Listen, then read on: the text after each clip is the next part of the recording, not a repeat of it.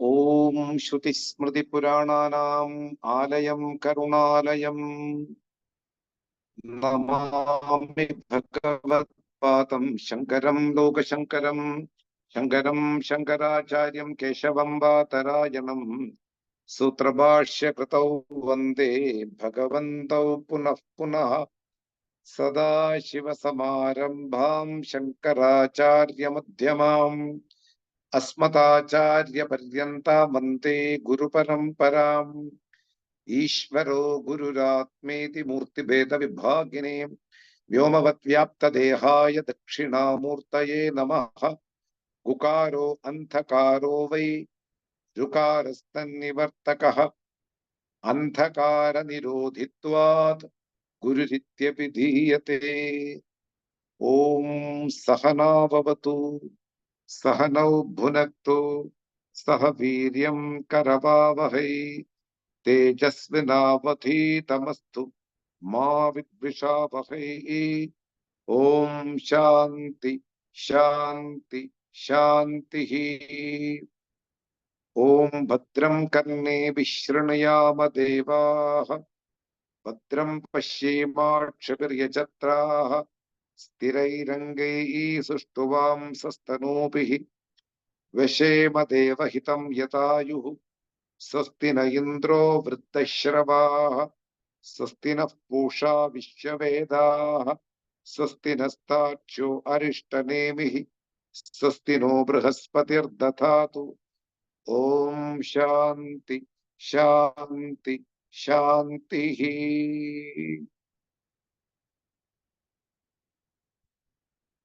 We are studying Atharva-vediya Māṇḍūkya Upaniṣad along with its Gaudapadiya kārikā. Traditional way, we need to see the entire vision of the Upanishad and also the treatises written in tune with the verses. Based upon Shankara's commentary, we are seeing the whole meaning. Usually, in the traditional teaching,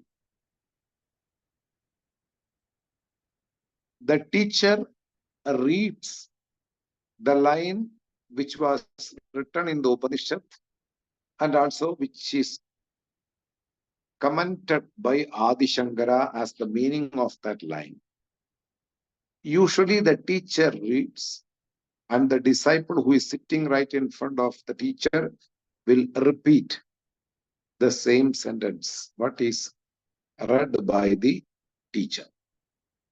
And after that, they will analyze, they will go a beautiful inquiry towards the meaning, word by word, and the whole sentence, and the content, and also the context, everything will become together. We are getting familiar with all the meaning of the Upanishad, so that we cannot go much deeper as though what we used to do in our traditional way. Still, we are looking to the whole meaning what has given by Lord Adi Shankara to this Upanishad. So, we are in the 9th verse of kārikā, and already the 6 verses of Upanishad completed. These 9 verses are presented after 6 verses of Upanishadic verses or Upanishadic slogans. So, in the last class, we saw the kārikā, which was the 7th, which was the 9th kārikā, and we saw the meaning also. For a brush up, we will see, and we will go to the 7th verse of the Upanishad.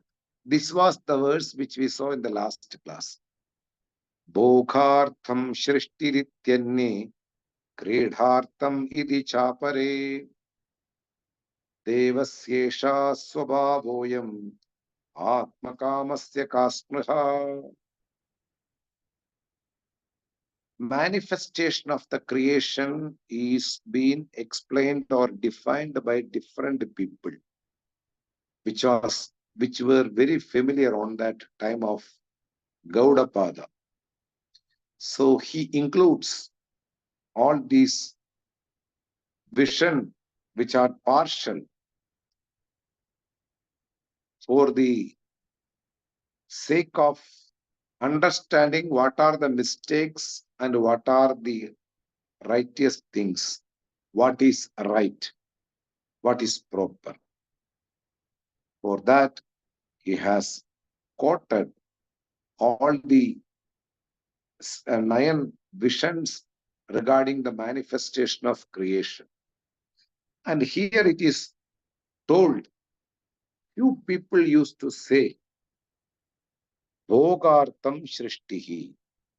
Elaborate discussion I already given through last 2 classes, still for a brushing up.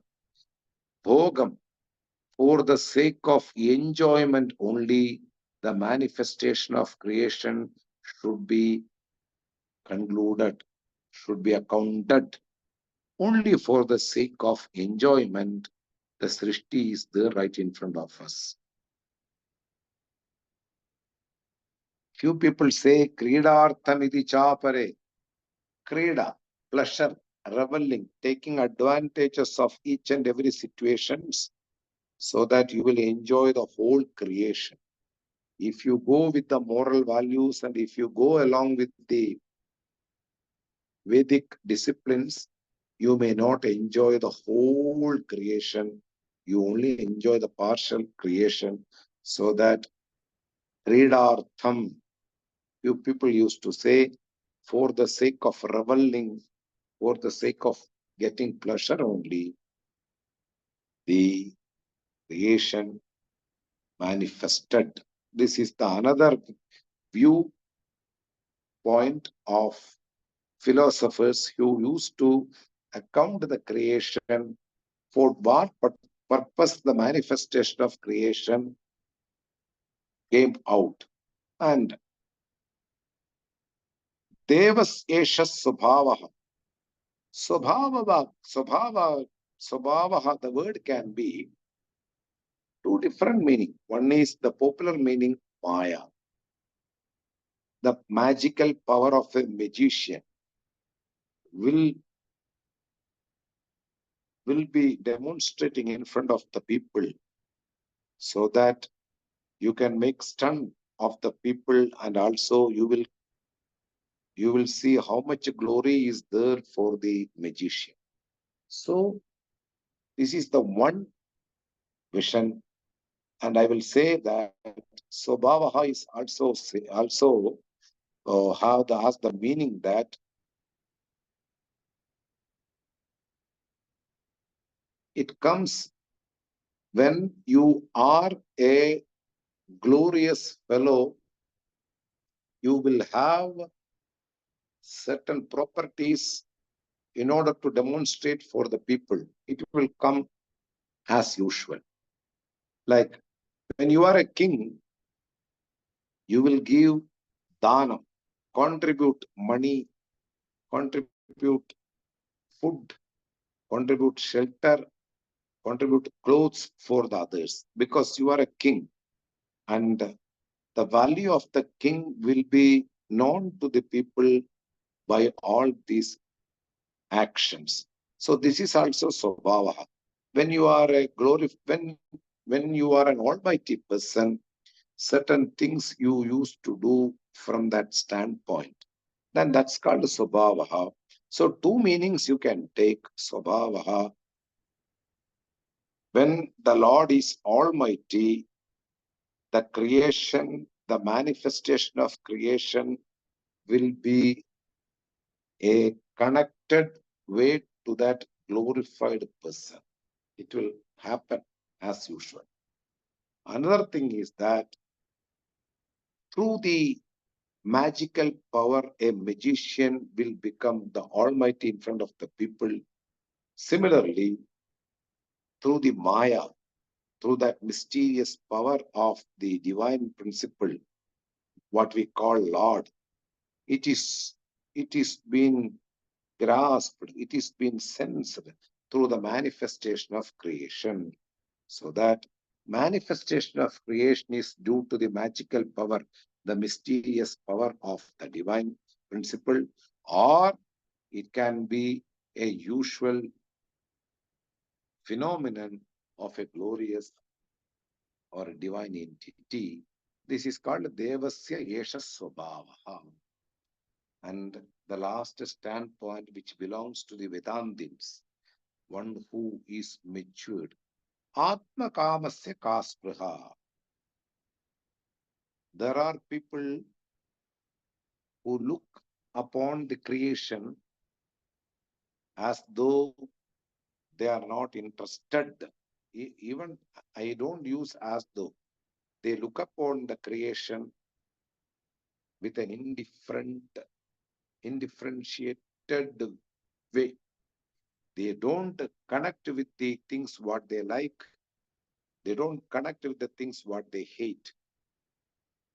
They don't see anything valid from the creation. They don't see anything invalid in the creation. They are beyond the creation. I already mentioned how a person will not have the sense of desire towards any material thing in the creation in the last class. Please go to the YouTube and watch and read carefully and listen that classes. It will be helpful to understand the whole vision of this verse. So 9 verses of kārikā are presented after the 6th verse of the Upanishad. Now we are going to enter into the 7th verse of the Upanishad. We will, in the tradition, the kārikā is stopped temporarily. Now the Upanishadic verses. 9 kārikā of the first chapter. There are 4 chapters, and the first chapter contained 29 verses. On that 9 verses we studied along with the 6th verse of the Upanishad. And now we are going to the 7th verse of the Upanishad, which is very, very important to know. I will read and we will slowly proceed to understand the meaning according to the Shankara's commentary. Upanishad. Māṇḍūkya Upaniṣad, 7th verse. Nāntah prajñam na bahishprajñam na upayatah prajñam na prajñam na prajñānaghanam na prajñam na aprajñam adrishtam avyavaharyam agrahyam alakshanam achintyam avyapadeshyam ekātma pratyasaram prapancha upashamam shantam shivam advaitam chaturtham manyante sa atma savigneyaha. I will read once more. Nāntah prajñam na bahishprajñam na upayatah prajñam na prajñānaghanam na prajñam na prajñam adrishtam avyavaharyam agrahyam alakshanam achintyam avyapadeshyam ekātma pratyasaram prapanchopashamam shantam shivam advaitam chaturtham manyante sa atma savigneyaha. Very big words, so that there is no typical tune to read that verse. It is not a prose, it is not a poem. Anyway, we are going to deal with the meaning of this verse. It will be very helpful if you can by heart this entire verse. The whole vision is packed in this verse. Okay. The Māṇḍūkya Upaniṣad is directly dealing the content of the creation now.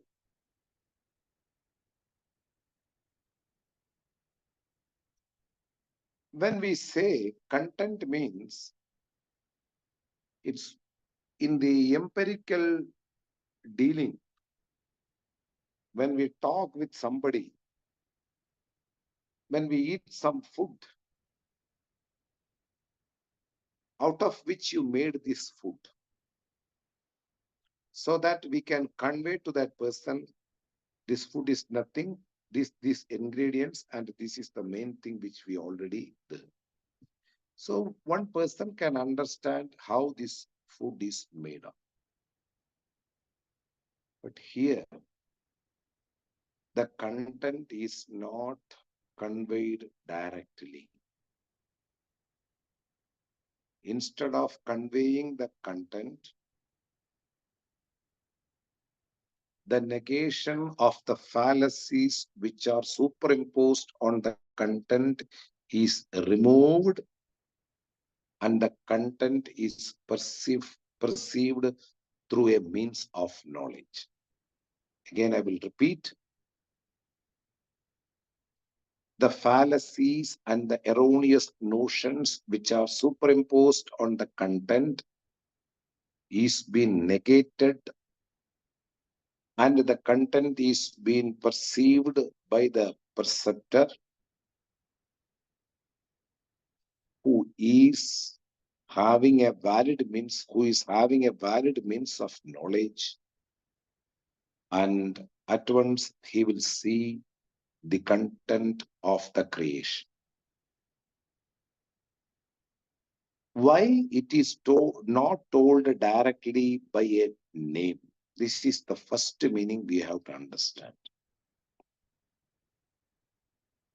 You can indicate something with a word. This is the easier way to make somebody to understand what is the content in the empirical world, correct?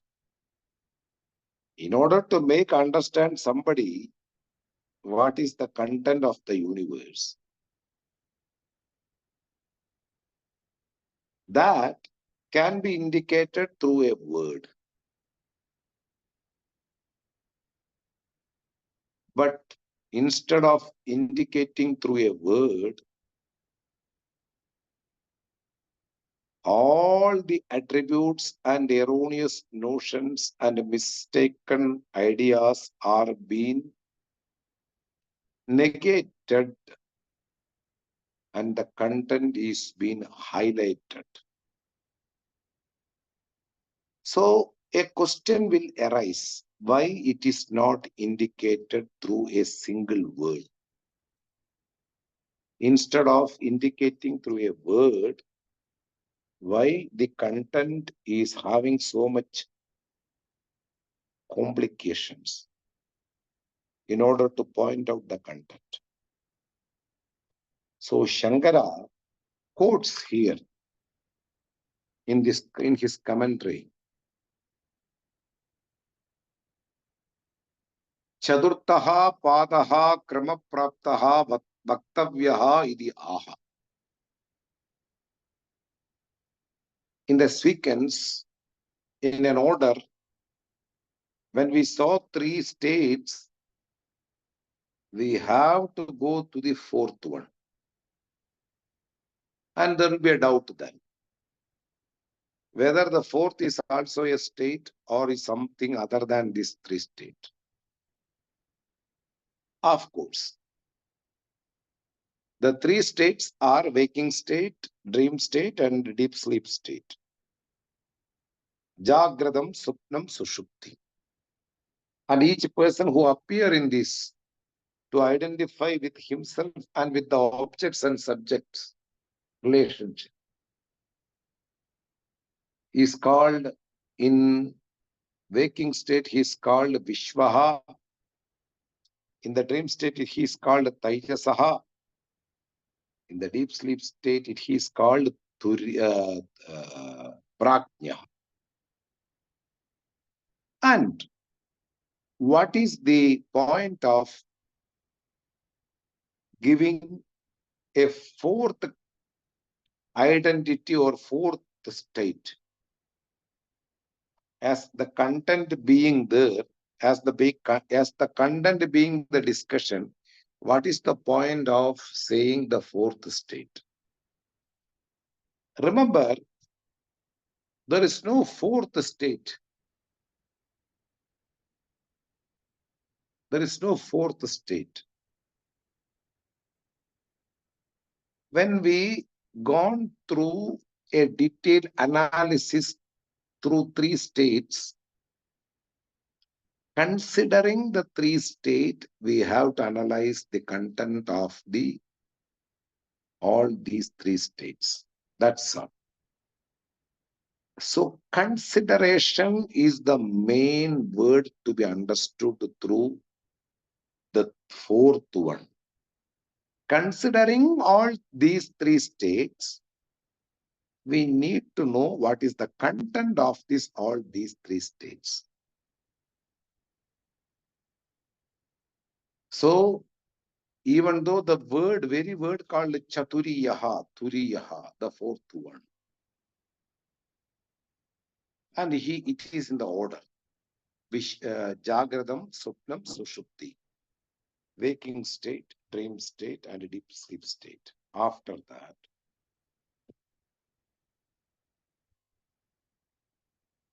we need to know the content of all these three states. Considering these three states, we give a name called fourth one, because we analyzed all three and we are going to analyze the fourth one. So, Krama Praptaha, in an order, the fourth is to be analyzed or to be inquired. And the Upanishad says these words for that Turiya, Nanta Prajnam Ityadina. Through the words, not the consciousness which is having a subjective relationship from the individual standpoint. I'm going to explain everything.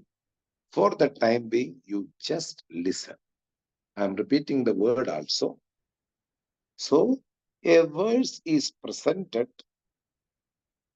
for the sake of understanding the content of all these three states. And it starts with Nantaf Prajnam Nabahish Prajnam. Like that, a verse is been presented. Why the verse is presented in the form of denial or negation of the misidentifications on an entity? One thing, when you want to see the rope in the dark, you have to find out in the light. If you want to remove the fallacies of a rope which is inside a dark room, you need to dispel the darkness.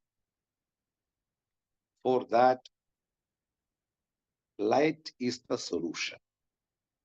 Similarly, because of the ignorance, because of the wrong ideas, because of the mistaken ideas, I didn't know or I don't know my real nature.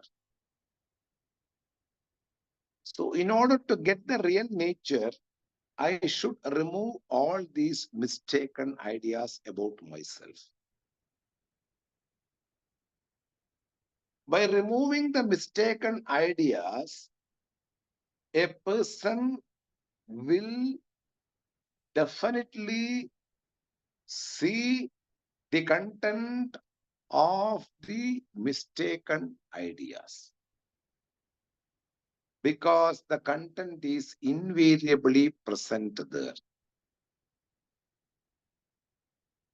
For a superimposition, there should be something which is evident to me. And Shankara says in Bhashya, Nahi Rajata Sarpa Purusha Mrgatrishtigadi Vikalpaha Shuktiga Rajju Sthanu Ushara Adi Vidirekena Avastutva Aspataha Shakyaha Kalpayadum. Avastutva Aspadaha. Without a base, some superimposition definitely not happen. A base should be there. This is the first rule for a superimposition. Without a base or without a substratum, there is no superimposition.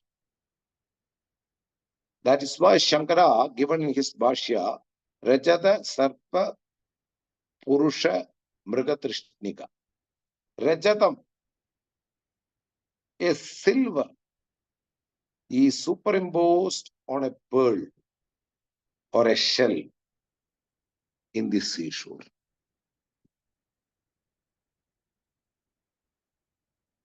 In reality, it is a shell, but when we don't know from looking far from that shell, we just see something shining and it's silver. Without the shell, there is no superimposition of the silver. Rajata. Sarpa. Without a rope, there is no mistaking a rope into a snake. Purusha. Without a pillar having a white color, there is no superimposition of a man or a person standing in front of my house at midnight. There is a pillar and it's white in color and somebody has hanged a shirt. Then you see that there is something calling you or just walking around because of that white t-shirt which is hanging on a pillar. So without the base, there is no superimposition. This is the idea. What Shankara wants to convey for us. And also he say, Usharam. Usharam means an oasis.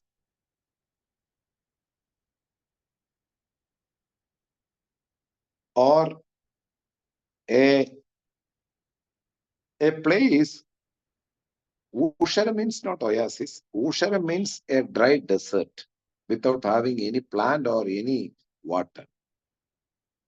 When it is very dry, the temperature, when it goes more than 50 degrees, there will be some vapor evaporating from the sand. And that will make some image which seems to be some water is there as an oasis in that place. When we look far from that place, we see some vapor is going on the top from the sand and going towards the top, and it will mistaken by the person who is seeing that vapor, there is some mirage water. Some water is there, and we have to approach that water. Similarly, animals used to run for a length of time to find out the water, because when they look far, they will see some vapor is evaporating. Then due to the evaporation of the vapor,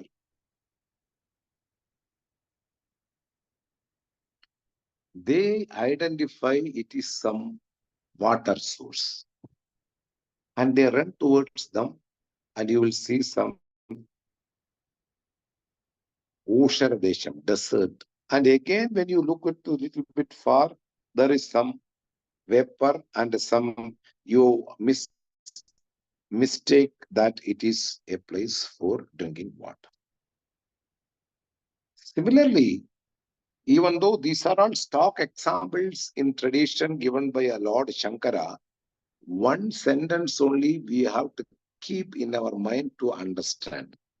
Without the presence of a substratum, there is no superimposition on that substratum. Without a base, there is no superimposition. This is what Shankara also told. Shankara wants to say that there is something other than the mistaken idea, and one should know that through a proper means of knowledge. Shabda Pramana. Through Vedas only we can understand what is the real thing of the entire creation. No other means of knowledge will help us to understand this secret of creation. That is why Shabda Pramanam, means of knowledge of which are Vedas. Anyway, so the point is, without a base or without a substratum, there is no superimposition. This is clear. Okay, the base can be uttered through a word. That is the simplest idea to make others get liberation.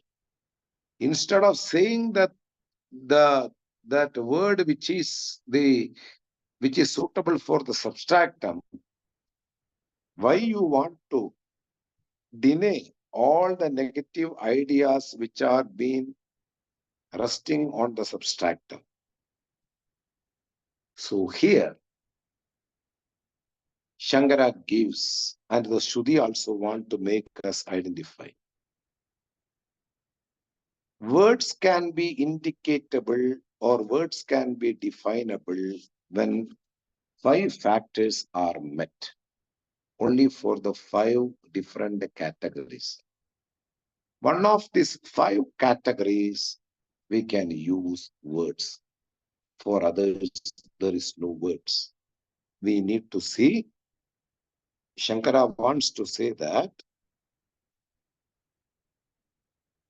Sarva Shabda Pravritti Nimitta Shunyatvad Tasya Shabda Anabhideyatvam Idi Visheshana Pradishedheneva Cha Turiyam Nirdidikshadi.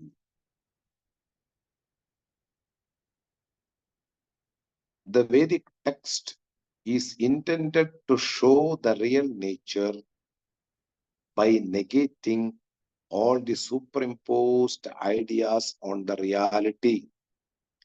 How? Why? Because when there is no scope for the words to indicate the reality which is the content, because this reality will not fall under any one of these 5 categories. So that words are not indicatable. Words don't have any scope to make us understand what is the substratum. It is been told by Adi Shankara in his Bhashya.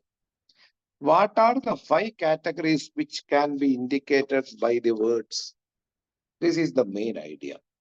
So, a word can indicate something when it fall under one of these 5 categories. There only the words have scope. What are that category? Substance and its attribute. Any substance and its attribute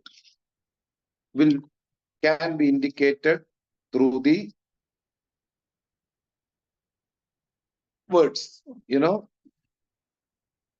Any substance.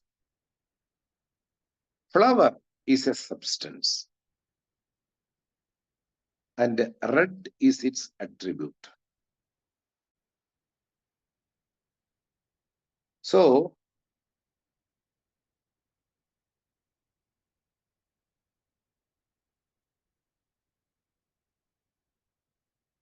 I will explain that what is called substance, what is called attribute. Physical material, something is made which has a discrete existence in the creation. Substance, I need not explain. Everybody is familiar with some kind of substances in this world. And attribute. Attribute is called any kind of indication of these qualities of the substance. Big specs, small car,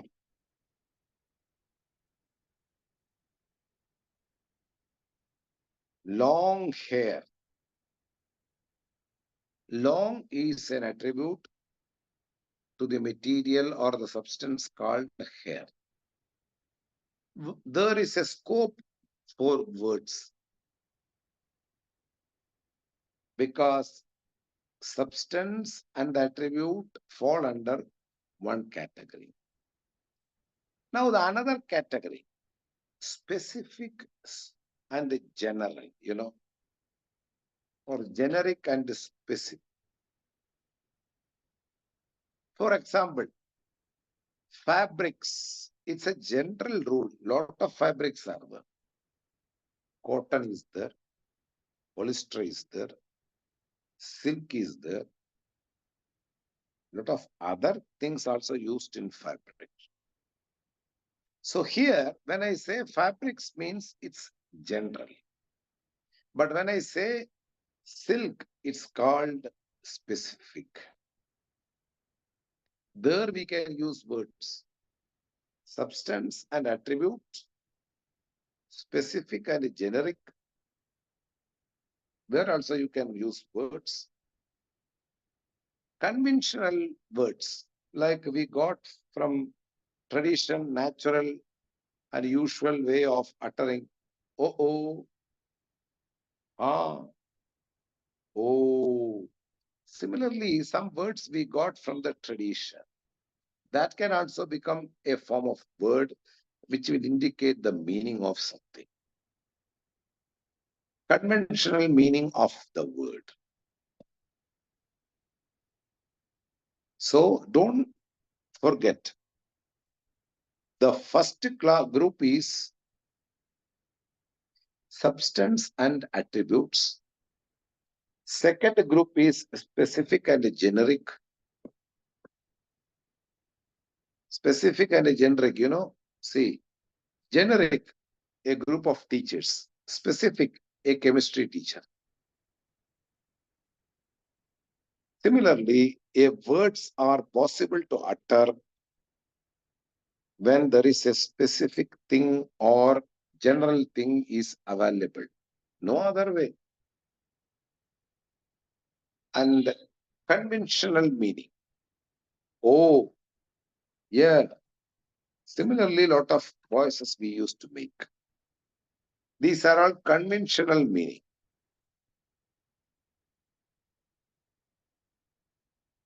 And there is another category where words have scope. Activity. Any kind of activity, a behavior can be indicated by word, like run, eat, drink, sleep, walk, bath. Any kind of behavior can be indicated by the words. Now the last category. Part of a thing can also indicate through words. Sambandham. So 5 categories. A part of a thing means flower of a plant, tire of a car, needle or leg of a timepiece or wall clock.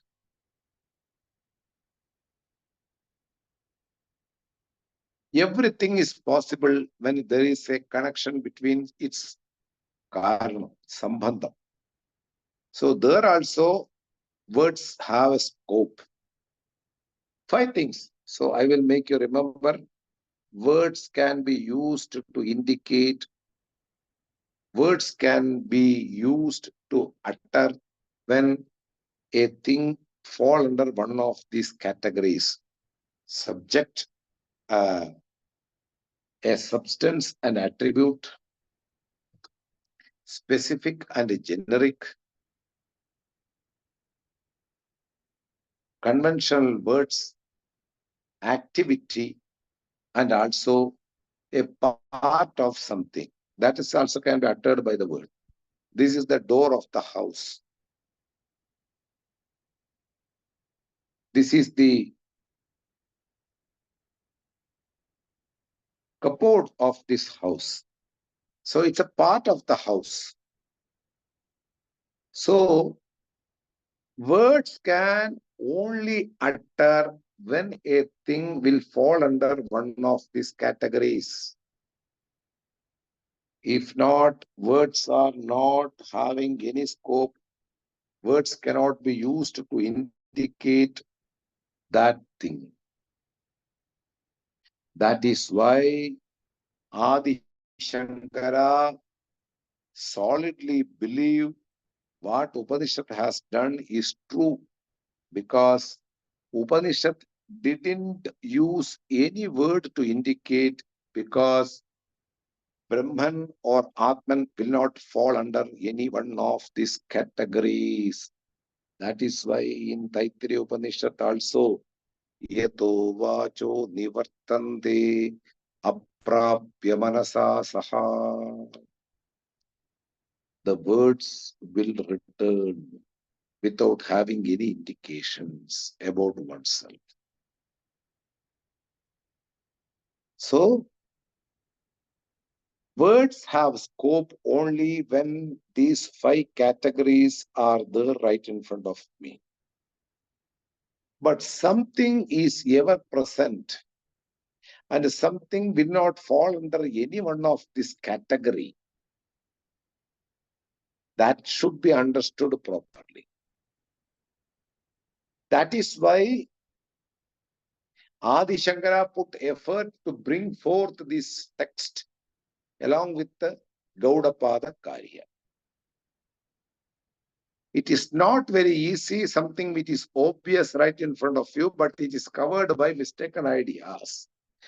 And all these mistaken ideas are like a method on the madness.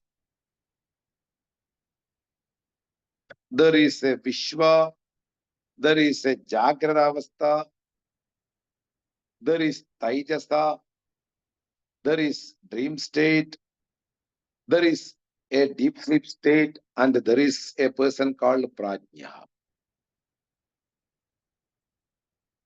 Thus, if you understand what are the fallacies which are superimposed on the reality, it's very easy to give up all these wrong ideas.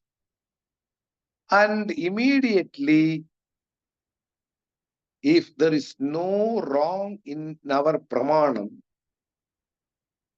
we will identify the Lord. It's not a second phase in our work.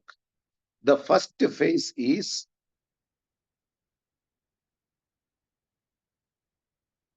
we remove all the obstacles on the base. This is the first phase, what we are doing now. Then after, is there any second phase to identify the Atman? Did I put another effort for that? No, that is why I mentioned you what Shankara mentioned. When the room is completely enveloped by the darkness and there is a robe, when a person go inside the dark room and he stepped upon the snake and come back and he was crying and he was shouting, I should be taken to hospital. If not, I will lose my life. There Shankara comes into picture. We already know that there is a big jar or there is a rock. But you don't know the real rock.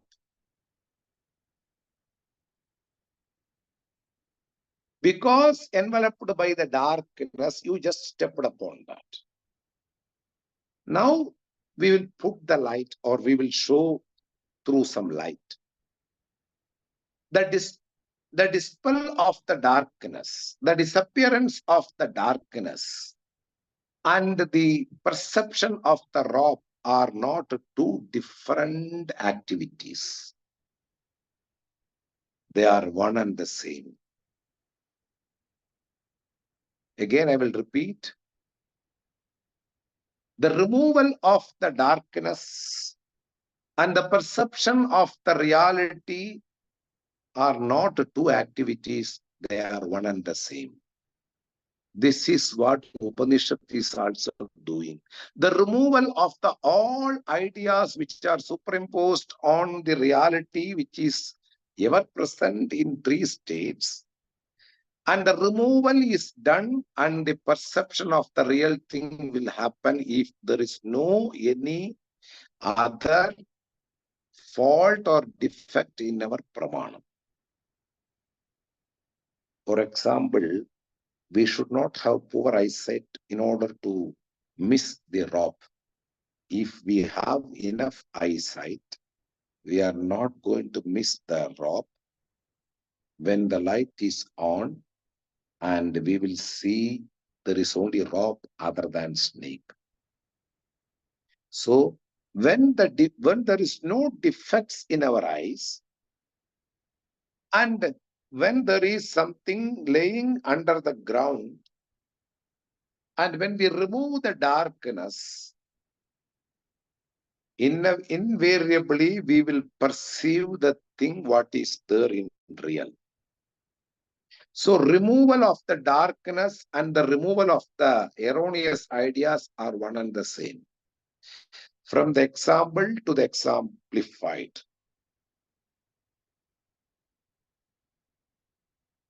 The Upanishad is saying, Nantah prajnam na bahish prajnam. It is not the some consciousness which is having some subjectification.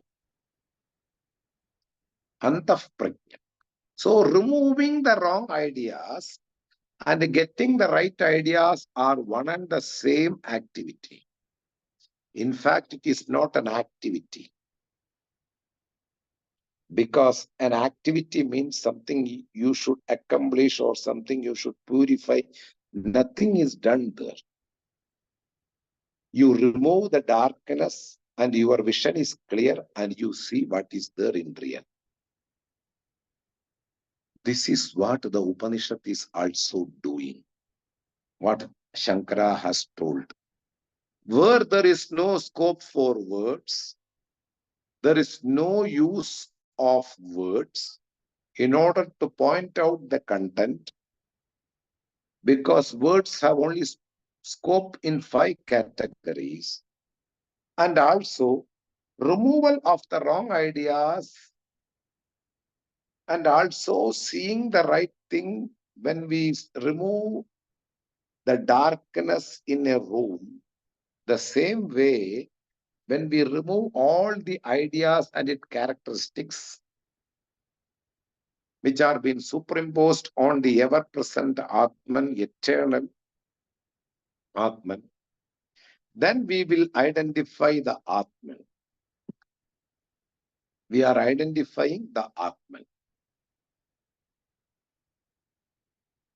Thus, the removal of the mistaken ideas are right now begun through this verse.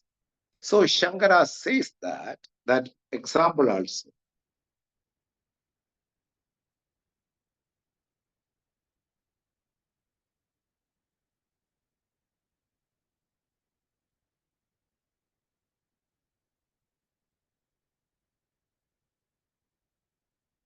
One single sentence which he has brought that snake and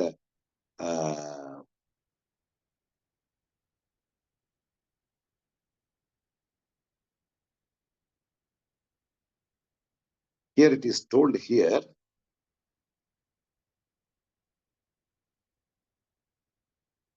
Yes, what I have told in you in which was in the commentary. So, disappearance of the darkness and the perception of the right thing are one and the same activity. So one need not to worry about the denial of the 3 states. How he denies 3 states, we are going to see in the Bhashya word by word in the verse.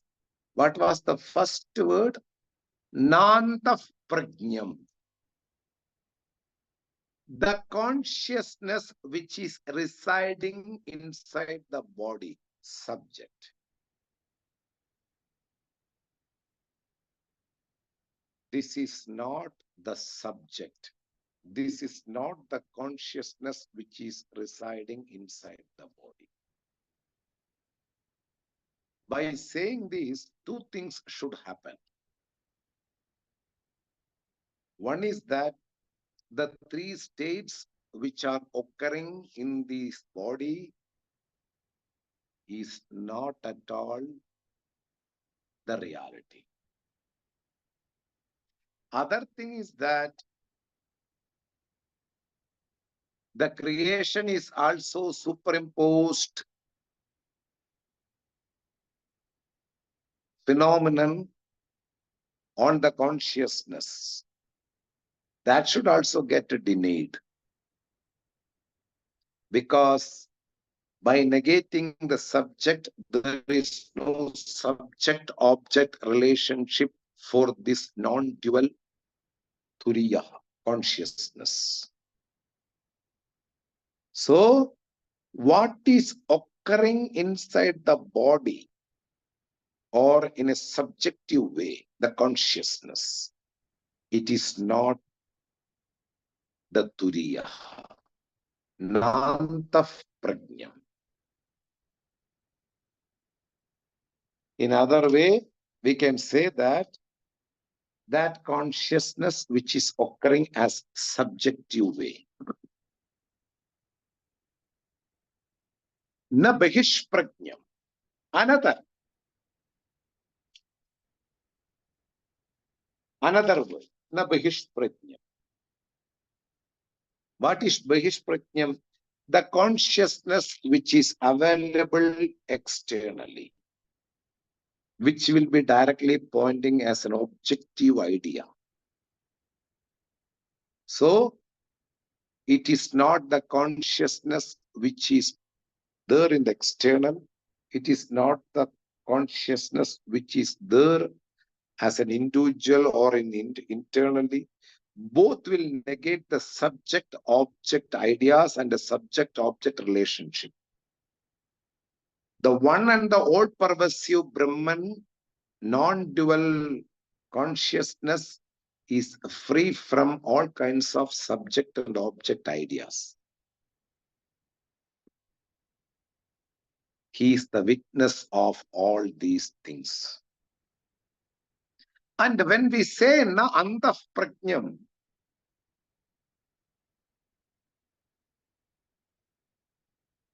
it will negate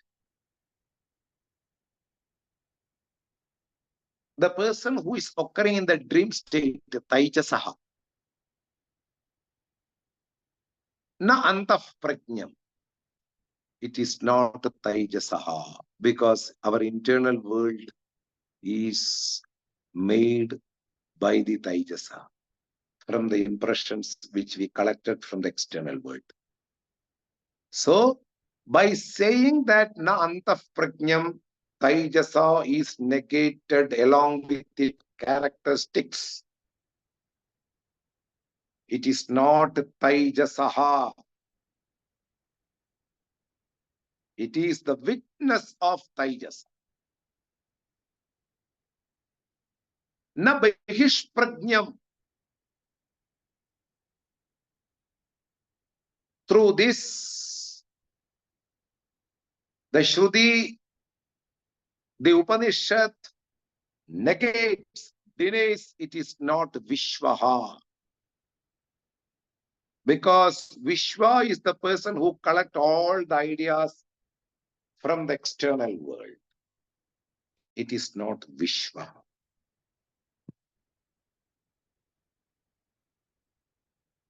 By saying na bahishprajñam. Bahihi means external. Anta means internal. Prajna means consciousness. So here it is told, na antah-prajñam, na bahishprajñam. This is the two words. Very simple, but you need to listen at least 2 or 3 times this whole content of today's,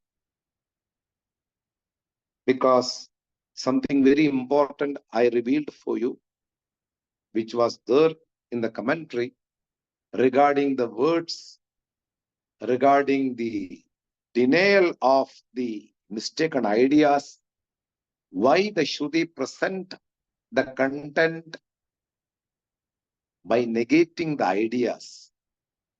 So all these things, may you listen 1 or 2 times. Na antah prajñam, na bahish prajñam. Now, the next word is nantah prajñam, na bahish prajñam.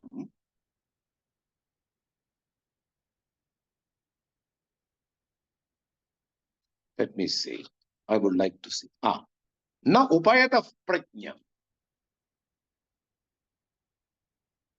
Upayata, the connection between 2 states, between the Taijasa, between the Prajna, or between the Vishwa and between the Taijasa, or between the waking state and between the dream state, if there is any connection of consciousness, that is also not the reality, not the intermediate consciousness. Now, upayata prajñam, like a bridge which connect from one side to another side, from the waking state to the dream state. Na upayata prajñam. Then, na prajñam.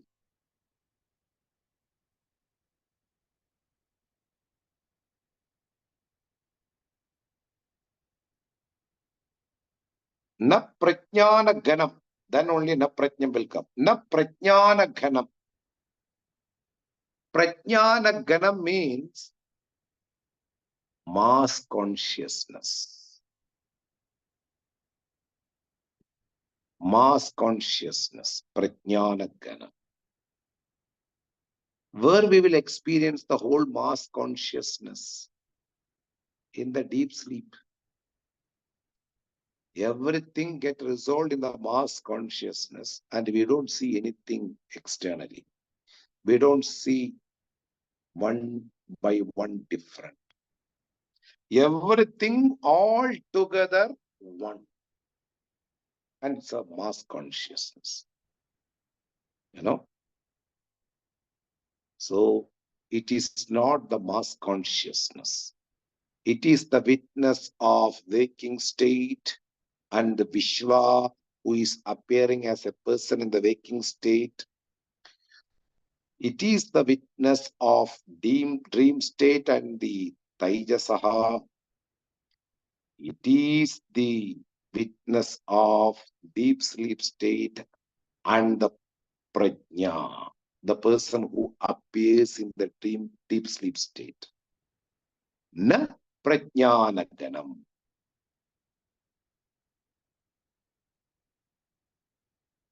Negating everything after presenting everything properly and negate. Adhyaropa apavadena nishprapancham prapanchate. First of all, the things which are known is being brought into the attention. From there, you leave one after another towards the right thing. Like Shakha Chandra Jnayena. We are very familiar with the 3 states, but we are not familiar with the witness of the 3 states. So we will start from the point of knowing 3 states. Like third era moon is there in the top of the tree. One fellow wants to show other person where is the moon. And this fellow is missing the moon and one fellow is seeing the moon. So that fellow is making to understand where is the moon. So he will show, first of all, there is a tree right in front of you. Are you seeing the tree? Yes. And go to upward the tree, to the seventh branch of the tree. Yes. A branch which is growing towards right side of the tree, seventh branch. You go to the tip of that branch. Yes, I went. There is a small another branch looking towards up. Yes. Can you see the moon on that place? Ah, now I saw. From, from the standpoint of the non-things, we slowly make the person to focus on the non-things and towards the unknown things. This is called adhyaropa abhava.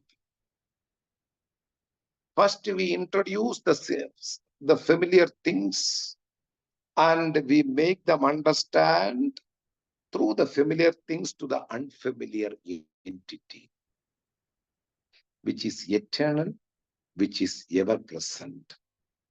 That which is in the form of consciousness, but not in the form of Vichva, Taijasa, Prajna, or the waking state, dream state, deep sleep state. Na prajnam. Not only the mass consciousness, it's not in the form of consciousness in each and every individual living being, or not in the form of aprajnam, not in the form of insentient matter. Because in any creation, there are two things: intellectual cause, material cause. Mostly, the material cause will be inert, like the pot maker and the clay. Pot maker is the intelligent cause for the pot, and the clay will be insentient. Similarly, the whole thing is not insentient, which is the witness of the entire creation, which is the witness behind all these three states. So that na aprajnam. Let me stop here. I want to go more, or I will repeat the whole session once more in the class, so that one can grasp properly what is being told by the Shankara and Upanishad. We will stop for the time being. Listen this class more than one or two times and make sure that you got the whole idea completely. Okay.